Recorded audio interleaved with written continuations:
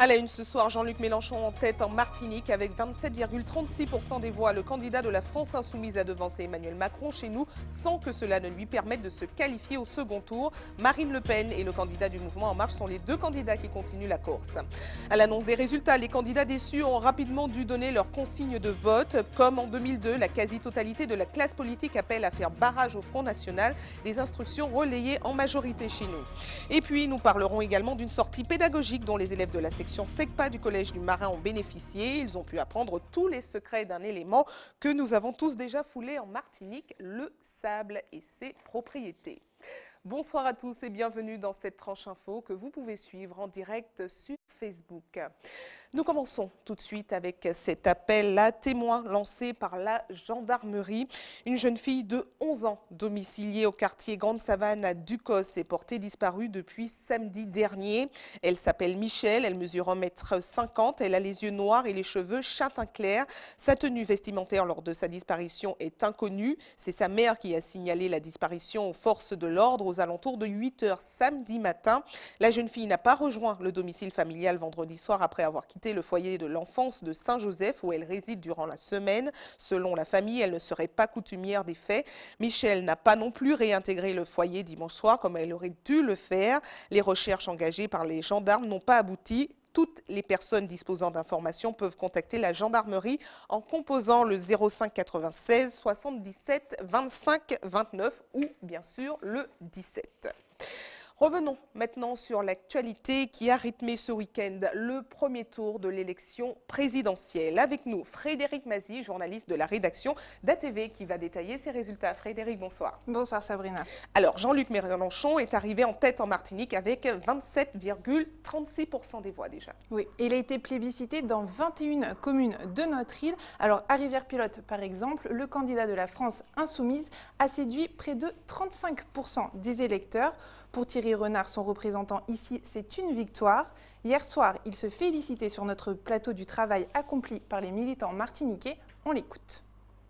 Nous avons mené une campagne qui était très sereine, on expliquait beaucoup aux gens. Notre objectif, c'était de convaincre une personne à la fois. Et je pense que notre travail a porté ses fruits. Ça a été une très bonne chose et nous sommes très fiers du résultat. Nous avons une grosse déception, c'est que voir en Martinique une Marine Le Pen à près de 11%, moi je suis extrêmement choqué. Ça me choque. Et quant à Marine Le Pen qui est au second tour, elle est arrivée avec 10,94% des suffrages dans notre île. Oui, et l'exemple type, c'est au Prêcheur où elle réalise un score historique. C'est la première fois qu'une commune de Martinique voit Marine Le Pen en tête d'une élection. Près d'un citoyen préchotin sur 4 a voté pour elle. Alors pour le maire de la commune, Marcelin Nadeau, il s'est dit surpris et déçu. Il avoue à demi-mot ne pas s'être vraiment engagé dans la campagne et hier matin, il a réuni de façon informelle un conseil municipal. Objectif, changer la donne pour le second tour. Il espère un sursaut de ses administrés et compte faire barrage au parti d'extrême droite d'ici le 7 mai prochain. On l'écoute hier puisqu'on l'avait en interview hier. Si à la suite de cette campagne-là, à la suite de cet effort d'explication, eh bien, les Préchotins se laissaient une fois de plus aller à certains errements, que nous prendrions une décision, somme toute quand même importante. Nous ne savons pas, c'est-à-dire que nous allons étudier et analyser, mais nous n'allons pas rester là les bras croisés en se disant bon, les gens votaient Le Pen, bon, c'est pas grave. Non, pour nous c'est grave, même si nous pouvons comprendre par le fait de notre non-implication au premier tour que les gens n'aient pas eu de repères. Nous disons effectivement que nous aurions pu nous impliquer davantage. Cela étant, nous pensons nous impliquer pour le second tour, de manière à faire battre Marine Le Pen, même si bon, nous avons quelques réserves, disons beaucoup de réserves sur les orientations sociales libérales d'Emmanuel Macron. Et pour Benoît Hamon, c'est carrément la gifle, Frédéric. Oui, comme dans l'Hexagone, le candidat socialiste s'effondre. Il obtient seulement 9,75% des voix. Alors, on le sait, le parti progressiste martiniquais s'est déchiré pendant cette campagne présidentielle. Certains, comme Fred Lordino, se sont très vite désolidarisés du candidat socialiste au profit d'Emmanuel Macron, quand d'autres, comme Serge Letchimy, lui sont restés fidèles. Alors, on peut se poser la question, est-ce que le fait que le PPM ne parle pas d'une seule et même voix a joué dans la défaite sanglante du candidat PS? Je vous propose tout de suite d'écouter Teddy Deloré à ce sujet. C'est le porte-parole de Benoît Hamon en Martinique. Je ne sais pas quel poids local cela a eu, puisque je sais que le PPM, depuis les élections de la CTM, rencontre certaines difficultés au point de vue local.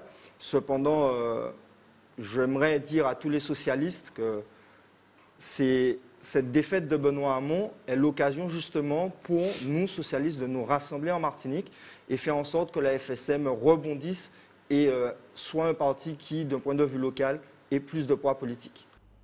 Et pour terminer, Frédéric, un chiffre à retenir chez nous, les 60,1% d'abstentionnistes. Oui, Sabrina, la Martinique se classe parmi les plus mauvais élèves pour le taux de participation. Mais attention, nous n'obtenons pas le bonnet d'âne. L'abstention a été la plus forte à Saint-Barthélemy et Saint-Martin avec 60,7% de non-votants.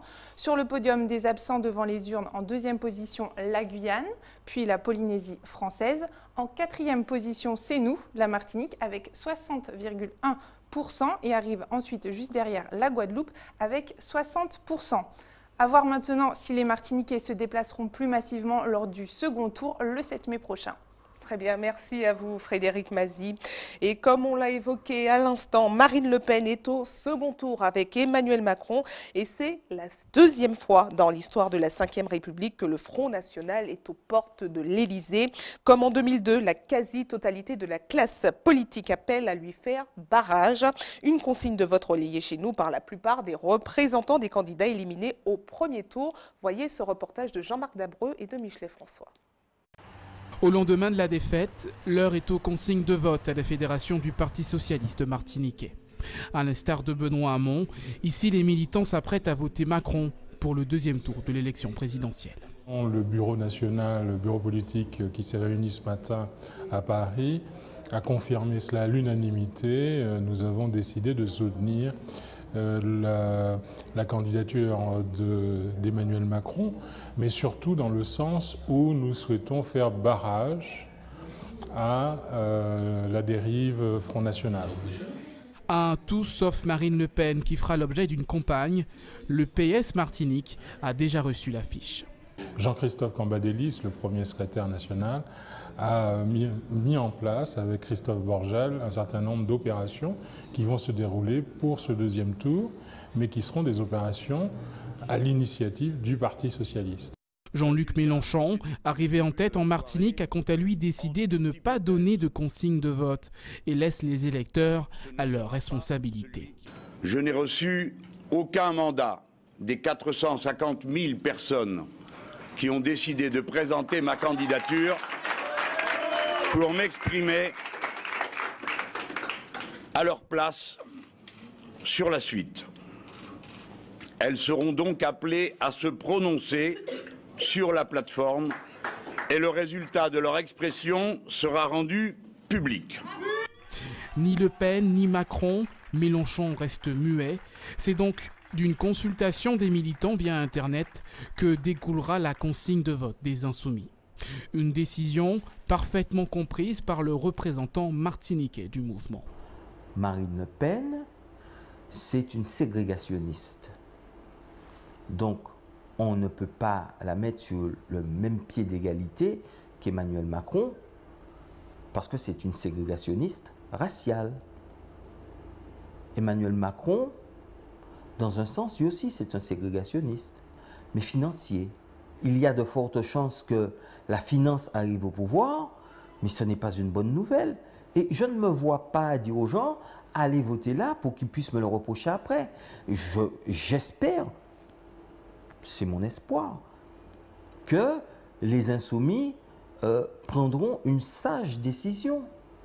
Quant à François Fillon, il annonçait dès hier soir qu'il voterait pour Macron, une position rapidement relayée par ses représentants locaux. Que j'en tire, c'est que peut-être que j'avais été un précurseur.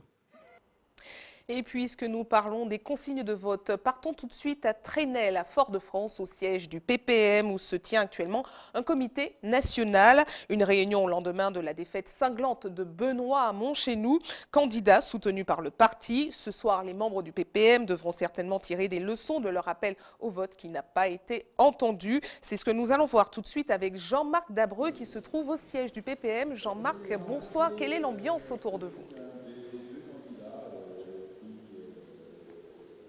Bonsoir Sabrina, et bien écoutez, vous l'avez dit, depuis cet après-midi, 17h30 ici au siège du PPM, c'est un peu une réunion de crise après un lendemain de défaite, la défaite de Benoît Hamon, candidat du Parti Socialiste soutenu localement par le Parti Progressiste martiniquais. Et dans cette salle, juste derrière moi, les cadres du parti sont en train de réfléchir à la stratégie pour le second tour, évidemment.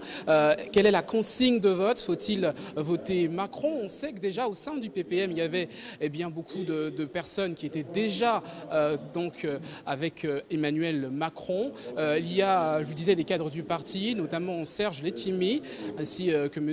Ajar. Et dans quelques instants, quand ils sortiront, nous essayons d'avoir leur réaction. Nous reviendrons vers vous dans quelques instants. Sabrina, à tout à l'heure. Très bien, merci à vous Jean-Marc Dabreux, tenez-nous au courant. Direction la Guadeloupe qui, contrairement à nous, a eu un vote un peu plus dans la tendance nationale puisqu'Emmanuel Macron est arrivé en tête. Il a remporté 30,22% des suffrages devant Jean-Luc Mélenchon avec 24,13% des voix. Quant au taux d'abstention, comme chez nous, il est très important, près de 60%. Voyez tout de suite ce reportage de Nathalie Dinan. Emmanuel Macron s'impose sans surprise. On martelait ses soutiens au moment des résultats. Une large victoire en Guadeloupe avec 30,22% des suffrages. Il arrive en tête dans 27 communes, devant Jean-Luc Mélenchon, François Fillon et Marine Le Pen. Cette dernière crée également la surprise en réalisant un score plus de 2 fois plus important qu'en 2012. Harry Chalus, soutien de Macron, lui se félicite du score réalisé par le leader du mouvement En Marche. Mais le grand vainqueur, c'est également l'abstention. Plus de 60% des électeurs ont boudé les urnes. Les deux grands partis qui ont gouverné la France depuis 50 ans ne sont pas au deuxième tour, mais ils ont appelé à voter pour le favori du second tour pour faire barrage au Front National. Même si Emmanuel Macron est sorti en tête en Guadeloupe et à Wallis-et-Futuna, tout n'est pas gagné. Il faudra obtenir une majorité pour gouverner et donc mobiliser ses troupes aux législatives. En Guyane, en revanche, comme chez nous, c'est Jean-Luc Mélenchon qui est arrivé en tête avec 24,72% des voix. Par contre, la grosse surprise a été la percée spectaculaire de Marine Le Pen sur place avec 24,29% des voix, ce qui la place en seconde position. Un scrutin qui s'est déroulé alors que le contexte social sur place est encore tendu. Même si la plupart des barrages ont été levés ce week-end, certains ont à nouveau été érigés ce matin, notamment à l'entrée du centre EDF de Baduel. En revanche, le port maritime a repris son activité après un mois de blocage. Une dizaine de containers en stand-by aujourd'hui. Il faut rattraper le retard. Voyez ce reportage de Charlotte Fleury. Le port de Dégrade-des-Cannes à nouveau en activité. Les empileurs travaillent à plein régime pour décharger ce bateau de ses 250 containers. Avec le mois de mouvement social, la charge de travail devrait être doublée pour le mois à venir. On est sur un flux moyen par semaine de l'ordre de 500-600 containers. Donc on va devoir, dans les semaines qui viennent, être capable d'absorber pratiquement le double, puisque le trafic a repris, donc on a toujours ce flux qui nous vient toutes les semaines. Et la récupération des containers, il y en a à peu près 1200 ou 1300 qui sont répartis un peu dans les ports. Donc pour faire revenir ces 1300 containers, là aussi on va être amené à doubler un peu les cadences de chargement puis de livraison vers les clients. Durant la grève, ces containers ont été déroutés aux Antilles, à Paramaribo ou encore à Port of Spain. Ceux laissés en stand-by sur le port depuis ces dernières semaines pourront enfin être livrés à leurs propriétaires, avec des dates limites de consommation parfois déjà dépassées. On connaît, je dirais par nomenclature, selon la nomenclature des douanes, on connaît un peu le contenu des containers, mais on ne connaît pas précisément les dates limites de consommation, les dates de péremption, etc. Donc il y a certainement des produits qui sont maintenant impropres à la consommation. On avait atteint un pic en semaine dernière de 700, puisqu'il y en avait 350, je dirais, au début des mouvements lorsque le port a été bloqué la première fois. Et puis, la semaine passée, on a eu 2 navires qui sont revenus, qui ont déchargé, mais on n'a pas pu tout livrer. Donc on avait un pic de 600 à 700 containers sur le terre-plein. Les rapatriements de toutes ces marchandises vers la Guyane sont estimés entre 500 et 1000 euros par container à la charge de l'importateur. Seules les grandes surfaces sont généralement couvertes par leur assurance contre ce type de risque. Parlons santé maintenant, avec la semaine européenne de la vaccination qui est relayée chez nous. Plusieurs rendez-vous d'information aux 4 coins de la Martinique seront proposés toute la semaine. Et pour en parler, nous recevons un médecin de l'ARS, le docteur Lauré. Bonsoir. Bonsoir. Merci d'avoir accepté notre invitation. Merci à vous. Alors, il s'agit de rendez-vous pour sensibiliser à l'importance de la vaccination à l'heure où il y a de plus en plus d'anti-vaccins. Premièrement, on parle de vaccins pas si efficace et même dangereux. Qu'est-ce que vous répondez? Alors, pas si efficace, je ne dirais pas ça. Un des énormes progrès au cours de la fin du 19e, début 20e, ça a été la vaccination. La vaccination sauve des vies. On peut estimer à 2 à 3 millions de vies sauvées chaque année grâce à la vaccination. Donc le vaccin est fiable et c'est vraiment une mesure de santé publique importante que tous les pays promeuvent. La deuxième question, c'était dangereux.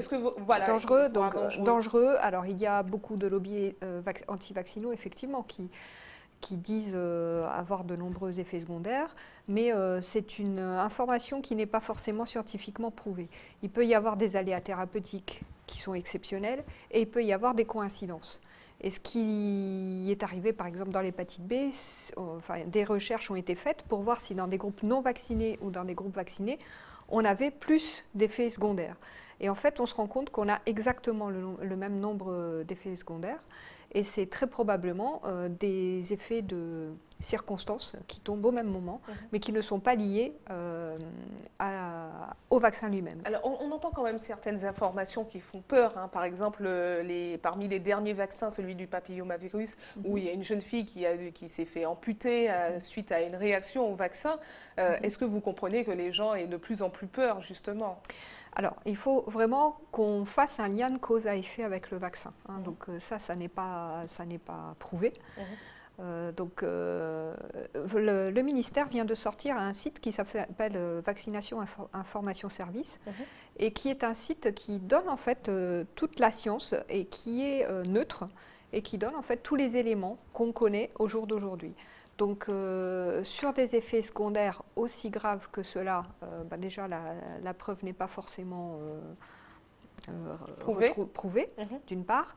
Et il faut quand même avoir en tête que, par exemple, pour la rougeole, une personne malade peut contaminer 15 à 20 personnes autour d'elle. Alors justement, la rougeole, elle a réapparu il y a quelques années dans la France hexagonale. Qu'est-ce qui peut expliquer cela s'il y a justement un vaccin qui serait efficace ? Alors, la rougeole, ce n'est pas encore une maladie qui a été éradiquée.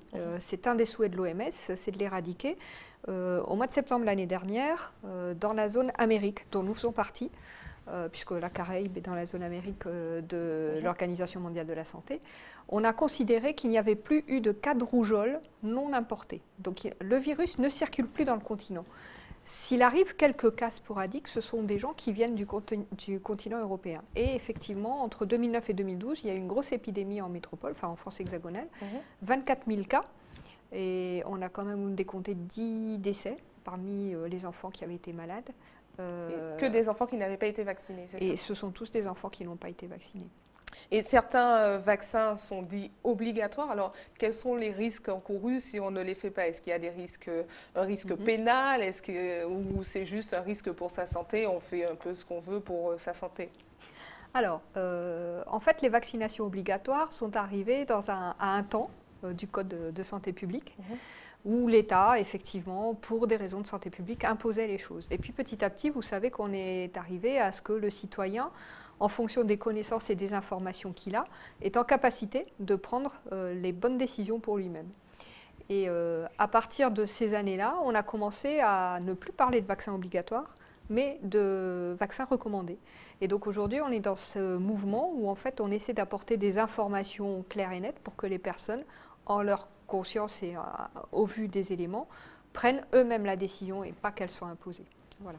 Alors maintenant qu'on a essayé d'y voir plus clair sur les vaccins de façon globale, plusieurs rencontres, on revient sur la semaine européenne de la vaccination, plusieurs rencontres sont prévues cette semaine. Il faudra aller sur le site de l'ARS pour connaître les lieux et heures de rendez-vous. Alors, qui aura-t-il justement dans ces rendez-vous? Comment ça va se passer sur place? Donc là, nous avons beaucoup d'acteurs qui travaillent avec nous déjà depuis plusieurs années et qui ont préparé cette semaine de la vaccination, donc les consultations de PMI de la CTM, le centre de la maison de santé de Ducos, le centre universitaire. Voilà, vous avez beaucoup d'acteurs qui, j'en oublie parmi, voilà, oui, mais toutes ces personnes vont proposer en fait une information, une sensibilisation. C'est un temps où on peut échanger avec ces professionnels sur la vaccination, ses risques, en fait, toutes les questions. Il faut y aller avec son carnet de vaccination, son carnet de santé pour qu'on puisse savoir. Voilà, le fait d'y aller avec le carnet de santé, ça va permettre aussi de voir où on en est de sa couverture vaccinale, est-ce qu'on a fait les rappels ou pas, et si besoin, eh ben, si on est dans un centre de vaccination à la ville de Fort-de-France ou à la Société d'hygiène de Martinique, vous aurez la possibilité de vous faire vacciner. Et sinon, voilà. Et techniquement, il faudra aller avec sa carte vitale. Comment ça va se passer si on veut se faire vacciner? Ça, de toute manière, dans les centres de vaccination, il faudra avoir la carte vitale. Et puis surtout, aller voir avec votre médecin traitant. C'est vraiment un temps privilégié d'échange avec son médecin, avec les professionnels de santé qui suivent la personne. Hein. Donc ça peut être la sage-femme. Maintenant, les missions des sages-femmes ont été étendues à la vaccination pour protéger en fait toutes les personnes qui sont autour du bébé. Et voilà, il y a vraiment tous les professionnels de santé sont à même de conseiller sur les vaccins réalisés ou pas, et d'autant plus que le calendrier vaccinal a été simplifié. Et donc maintenant, c'est assez facile de pouvoir orienter les personnes. Et vraiment, aller voir les professionnels de santé qui vous suivent, votre médecin traitant. Et voilà. Très bien. Merci à vous. Merci à vous d'avoir répondu à nos questions. On rappelle que la semaine européenne de la vaccination est relayée en Martinique. Plusieurs rendez-vous seront programmés aux quatre coins de la Martinique. Il faut aller sur le site de l'ARS pour savoir ces lieux de rendez-vous. Direction le Marin maintenant avec les élèves de la section SECPA du collège Gérard Café qui ont bénéficié d'une sortie pédagogique sur les plages de l'Anse-du-Four et de l'Anse-Noire. Il s'agissait pour eux de mieux connaître leur environnement avec un focus sur la formation du sable. Un guide était présent pour expliquer d'où venait cet élément qui peut être de différentes couleurs en fonction de la plage. Alvin Courcy a pris quelques notes. Regardez. D'où vient le sable de nos plages? La question semble pourtant bien simple, mais quand on la pose, les réponses sont diverses. Les restes de coraux qui se sont broyés, le blanc? Par la mer? Bonne question. Je dirais oui. Bah je sais pas. C'est de la pierre vraiment concassée et des restes de coquillages ou de tout ce que saleté qu'on peut trouver dans la mer. Est-ce que vous savez ce que c'est? Pas du tout. Non, vraiment pas. Pour répondre à ces interrogations, ces élèves ont pris rendez-vous avec Gérard Caillé. À l'origine artisan, il est aussi une mine d'informations concernant nos littoraux et notre environnement. Pourquoi c'est les 3% d'eau douce qui donnent 80% des sables? Oui. La pesanteur. Exact, la gravité. Si vous jetez un caillou en l'air, il retombe. Eh bien, comme c'est toujours le haut vers le bas, c'est l'écoulement de l'eau douce qui amène le sable à la mer. Et quand on lui demande pourquoi sur les 227 sables de notre île, celui d'Anse-Noire et Noire et celui de l'Anse-du-Four blanc. Le volcan, c'est la cheminée qui est derrière, qui s'appelle le membre réduit et qui vous donne le sable noir à la plage par l'écoulement de l'eau douce qui amène la matière. Sauf que la plage l'Anse-du-Four était noire avant. C'est un cyclone qui a apporté un peu de corail qui est en mer et qui a été apporté par ce cyclone. Sauf que ce corail n'est jamais reparti puisque la plage est complètement fermée, complètement enclavée. Et comme il n'est pas reparti, vous avez encore du sable clair qui devient tout doucement noir puisque l'écoulement de la montagne derrière vous donne le sable noir qui arrive. Des connaissances bien assimilées par ces adolescents captivés. Cette carte, en fait, ça nous montre les différentes espèces de sable qu'il y a. Au nord, on voit que c'est le sable il y a beaucoup de sable noir parce qu'au nord, c'est là où il y a plus de montagnes. Par exemple, les pitons du Carbet, la montagne Pelée. Et on voit du côté ouest et sud que le sable est clair, très clair du côté sud, parce qu'il n'y a pas beaucoup de montagnes au sud. J'ai appris aussi que ça peut abîmer aussi des vêtements, comme les maillots. Alors, je pense que ça va un peu m'apprendre, surtout s'il n'est pas salir l'environnement. Parce que je sais qu'en Martinique, on a beaucoup de choses bien, mais qu'on ne sait pas. Cette visite rentre dans le cadre d'un projet pédagogique plus vaste. Cette année, nous travaillons sur le sable, mais nous avons toujours travaillé sur tout ce qui est développement durable, c'est-à-dire permettre aux enfants de respecter leur nature, la protéger pour les générations futures. C'est le sable qui explique un peu l'histoire de la Martinique, puisque la Martinique, c'est une île volcanique. Et donc le sable, c'est un des constituants de l'histoire de la Martinique. Pourquoi la mer est bleue? Pourquoi l'eau est salée? Autant de questions auxquelles les adolescents seront en mesure de répondre en fin de journée et ainsi mieux appréhender leur île pour mieux la conserver. Et comme convenu avec Jean-Marc Dabreux en début d'édition, nous le retrouvons tout de suite au siège du PPM à Trenel. Jean-Marc, dites-nous, qu'est-ce qu'il se passe autour de vous? Eh bien écoutez, Sabrina, la réunion vient de se terminer à l'instant et un vote a eu lieu. On va en parler avec Serge Letchimy. Bonsoir. Bonsoir. Et merci d'avoir accepté notre invitation et de vous exprimer pour la première fois depuis l'élection, le premier tour de la présidentielle et l'élimination de Benoît Hamon, candidat qui était soutenu par le PPM.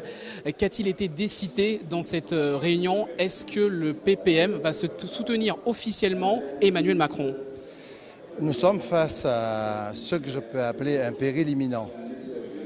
Dangereux pour l'Europe, dangereux pour la France et certainement dangereux aussi pour les Outre-mer, la Martinique, la Guadeloupe, la Guyane, etc.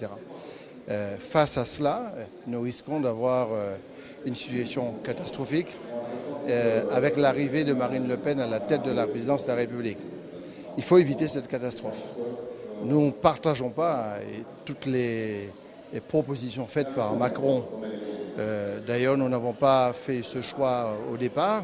Nous sommes restés sur les valeurs, à supporter la famille socialiste, la famille de gauche. On n'a pas varié. Nous avons été fidèles à des principes. Et cependant, compte tenu du risque majeur et pour éviter cette catastrophe de l'arrivée de Marine Le Pen, nous ne pouvons pas nous permettre de demander soit de s'abstenir, de ne pas participer au vote. C'est pour ça que nous avons demandé de voter Emmanuel Macron. Alors, dès l'annonce du résultat, Emmanuel Macron, Marine Le Pen, même au niveau national, les candidats ont donné tout de suite la ligne de conduite, la consigne de vote, tout sauf Marine Le Pen. Pourquoi au PPM on a pris tout ça de temps? Parce que le PPM, c'est un parti démocratique et qu'il fallait absolument prendre l'avis du comité national. Bien sûr, personnellement, j'ai donné un point de vue ce matin, d'ailleurs, à la radio, mais le débat a été extrêmement important. Il y avait des membres du comité national qui n'étaient pas du tout disposés à aller vers un pro-macronisme. Nous comprenons bien ces positions, cependant le péril est trop grand et il ne s'agit pas d'adhérer à tout ce que Macron propose, mais il faut absolument faire barrage au Front National. Il vaut mieux cette stabilité-là qu'une déstabilisation nationale et européenne avec des mesures discriminatoires et racistes, notamment contre les étrangers, la fermeture des frontières, la sortie de l'euro et de l'Europe. C'est un danger pour la République. Alors au sein même du PPM, il y a eu une discorde, il y a eu le clan Benoît Hamon officiellement soutenu par votre parti, mais il y a eu aussi des personnes au sein du PPM qui soutenaient Emmanuel Macron. Est-ce que vous tirez conséquence de cela? Est-ce que votre place au sein du PPM n'est pas remise en question après la défaite de Benoît Hamon? Vous savez, dans un parti, il y a toujours des points de vue différents. Et Benoît Hamon, c'est un candidat national, ce n'est pas une élection locale. Nous avons décidé d'être fidèles à des principes et de ne pas changer de véhicule en cours de route. Pour nous, il fallait absolument être sous les valeurs. Et les personnes qui ont choisi de soutenir Benoît Hamon, d'ailleurs, le font librement. Nous avons surtout pris une décision au sein du comité national pour leur permettre de pouvoir militer comme ils veulent. Et je ne partage pas leur point de vue, mais on ne peut pas non plus les condamner d'avoir une position différente. Je considère que ça fait partie un petit peu de la vie politique et il faut l'accepter en tant que tel. mais vous, votre place n'est pas remise en cause? Je ne vois pas quel est l'enjeu autour de ça. Et il s'agit de continuer le combat et surtout de se préparer de manière très unie pour les élections législatives. Nous avons des instances qui décident. On ne décide pas seul et dans un parti, il faut respecter les règles. Et quand on ne respecte pas les règles, on se met en difficulté. Alors, dernière question, Monsieur Serletchimy, dans le cadre des élections législatives dans quelques semaines presque maintenant, vous serez toujours apparenté PS ou vous allez être macroniste? Nous allons voir. Nous avons, depuis des dizaines d'années, depuis Aimé Césaire, fidèlement travaillé avec les socialistes. On a d'ailleurs eu des conquêtes très importantes. Tous les élus nationaux du Parti progressiste martiniquais ont travaillé de manière loyale avec le Parti socialiste au niveau national. Nous sommes un parti local, martiniquais, d'initiative locale, donc on n'est pas en dépendance par rapport au Parti socialiste. Mais vous siégez à l'Assemblée nationale française, vous devez être apparenté à un groupe, lequel? Oui, cependant on verra. Premièrement, il faut attendre la fin de l'élection. L'élection n'est pas arrivée. Et deuxièmement, on verra la configuration. D'ailleurs, le grand risque qu'il y a actuellement, tant pour Mme Le Pen que pour M. Macron, c'est la stabilité de gouvernance à l'Assemblée nationale. C'est la majorité parlementaire. Je ne sens pas encore, je ne vois pas bien la majorité parlementaire, mais il vaut mieux attendre la fin des élections pour savoir ce qu'on fera. Merci beaucoup Serletchimy d'avoir choisi ATV pour vous exprimer ce soir. Je vous rappelle, à l'issue de ce comité national du PPM qui s'est déroulé cet après-midi, qui s'est terminé il y a quelques instants, plusieurs choses à retenir. Le PPM va bien soutenir Emmanuel Macron pour le second tour de l'élection présidentielle. Serletchimy reste au PPM malgré les rumeurs qui ont pu circuler hier soir. Et enfin, on ne sait pas encore si Serletchimy sera, oui ou non, apparenté PS ou Macron pour la prochaine élection législative. Merci à vous, Jean-Marc Dabreux. Et on continue avec cette information de dernière minute. La jeune Michelle de 11 ans dont nous vous parlions en début d'édition, qui était portée disparue depuis samedi dernier, a été retrouvée saine et sauve cet après-midi à Ducos. Restez avec nous à suivre. Dans un instant, nous reviendrons sur les manifestations sportives qui ont marqué le week-end. Entre autres, nous reparlerons des 2 premiers matchs des finales play-off qui se sont joués samedi soir. Et puis, dans notre JT des communes, Hubert Burnil nous parlera d'une nouvelle enseigne à Fort-de-France qui propose des produits du terroir en plein centre-ville. Place au sport tout de suite avec un retour sur les manifestations qui ont rythmé le week-end. Il n'y avait pas que de la politique puisque les 2 premiers matchs des finales play-off se sont joués samedi soir. En volleyball, les finalistes des play-offs sont connus et Mario Rocras a remporté la 7e édition de la Bikers Cup. Retour sur un week-end de sport avec Caril Chassol, José Le Chertier et Marc-Olivier Dream. En VTT, la 7e édition de la Bikers Cup est revenue à Mario Rocras de l'Arc-en-Ciel. Chez les femmes, c'est Laura Guépois qui s'impose. En moto, le plus rapide lors de la course de Côte du Marigot hier, c'est Philippe Duféal. Il a parcouru les 2,5 km du tracé en 1 minute et 10 secondes. En sport collectif, le temps fort, c'était les finales des playoffs de basket. Chez les femmes, les 2 premières rencontres ont tourné à l'avantage de la Gauloise. Les Trinitéennes ont battu l'Éclair 69-61 et 60-57. Chez les hommes, l'ogre Joséphin a confirmé sa domination sur notre basket. Le Golden Lion a lui aussi remporté ses 2 premières finales en battant le SC Lamantinois 87-63 et 56-43. Le 3e match des finales aura lieu vendredi prochain. En volleyball, les finalistes des playoffs sont connus. On disputait ce week-end les demi-finales retour et sans surprise, chez les femmes, nous aura droit à un espoir éveil. Chez les hommes, l'éveil défendra son titre face au Rayon.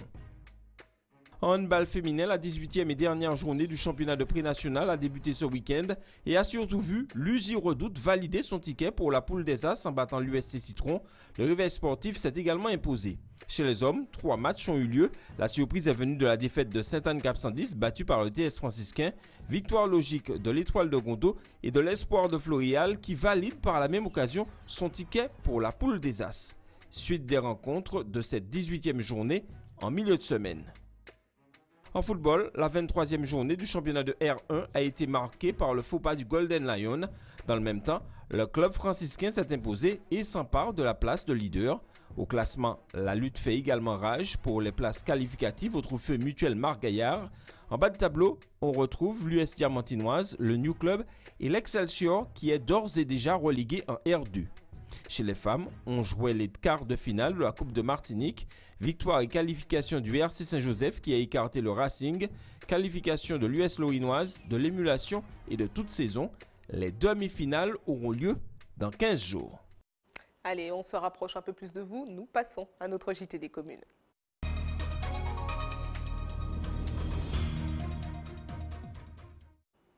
Un JT des communes qui commence à Fort-de-France avec une nouvelle enseigne autour de l'artisanat qui voit le jour en plein centre-ville. C'est le pari d'une jeune femme qui souhaite réconcilier les Feuillalais avec la campagne. Hubert Bornil et Valérie Vincent se sont rendus sur place. Regardez.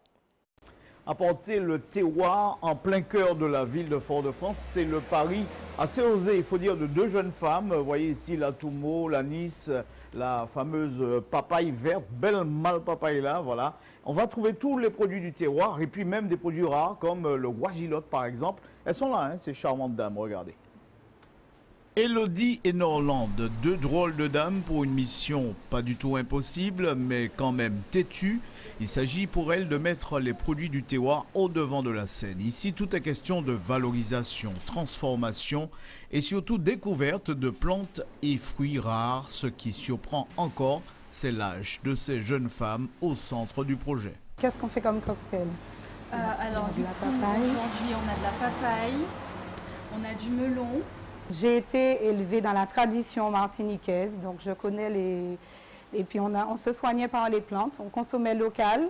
Donc j'ai grandi à la campagne. Donc l'idée de la boutique Réveil du terroir des îles, c'est de ramener un petit peu le local, le jardin créole, tout ce qu'on consommait avant, de ramener toutes ces choses au goût du jour. Cette nouvelle boutique s'inscrit véritablement dans le changement. La rue Victor Hugo était jusque-là le centre d'intérêt des magasins de prêt-à-porter, Tendance et autres glaciers.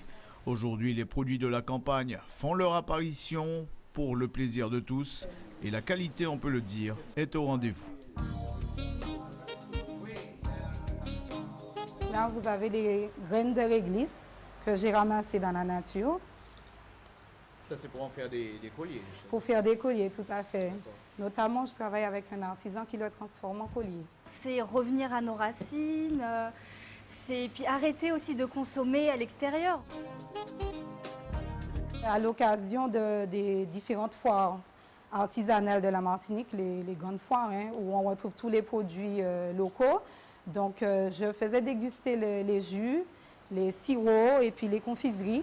Et les gens m'ont demandé un point de vente parce que quand les foires se terminaient, ils n'avaient pas de point de vente pour se réapprovisionner.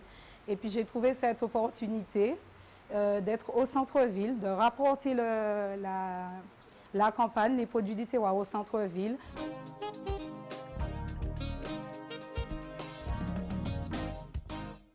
En tout cas, ça a été un réel plaisir de découvrir votre charmante maison.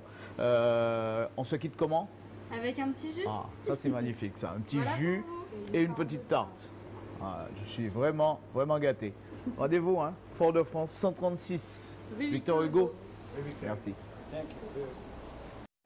Il en profite bien, Hubert Bornil. Quelques informations pratiques avant de refermer cette édition. Des coupures d'eau sont prévues demain dans la journée à Saint-Joseph, dans les quartiers Rabuchon, Hermitage, Morne-Abricot, La Croix, Bois du Parc, Morne-Marc, Fond-Cacao, Gouraud-Poirier, Rivière-Monsieur, Morne-Bassé, Gouraud-Durand, le Foyer, Hôtel du Plaisir et La Chérie.